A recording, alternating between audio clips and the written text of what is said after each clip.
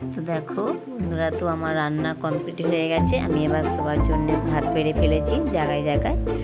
তো এখানে আমি জোগাড় করে নিয়েছি। তো মা সেখানে আসন পেতে জল আরে দিয়ে দিয়েছে। তো এবার তোমার দাদা ভাইয়েরা বসবে, তো মা ধরে দেবে। তো মা বললো, বৌমা তুমি রেডি করে নাও, সব কিছু জোগাড় করে আমি ধরে দেবো। তো আমার দেখো এখানে সব কিছু রেডি করা হয়ে গেছে। তো পায়েসটা দেওয়ার পর মিষ্টিটা দিয়ে দেবো, তারপর মা ধরে দেবে।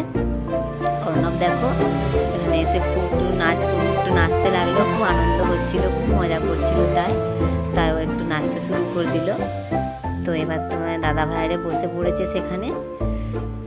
তো কি বলবো বন্ধুরা, তো আমার ভিডিওটা ভালো লাগলে লাইক করবে, কমেন্ট করবে, অন্যদের সঙ্গে শেয়ার করবে, আর চ্যানেলটিকে সাবস্ক্রাইব করে আমার পাশে থাকবে।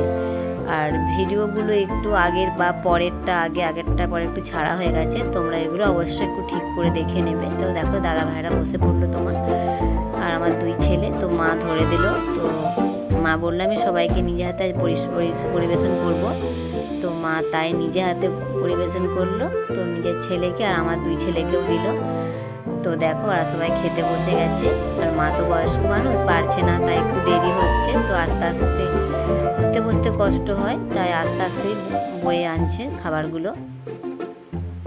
তো সবাই সকলকে ধরে দিল। তো ওরা খেতে বসে গেল। তো অর্ণব আগেই চালু করে দিয়েছে খাওয়া।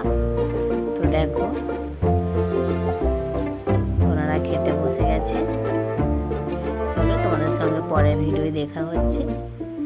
তো মা ধরে দিচ্ছে, আর কয়েকটা জিনিস বাকি আছে। তো মা সেগুলো আনছে, দেওয়া হয়ে গেলে ওরা এবার খাওয়া চালু করবে।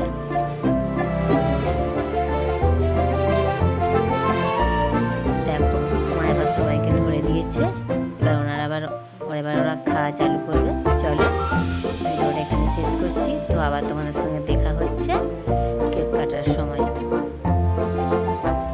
চলো এখন শেষ করলাম।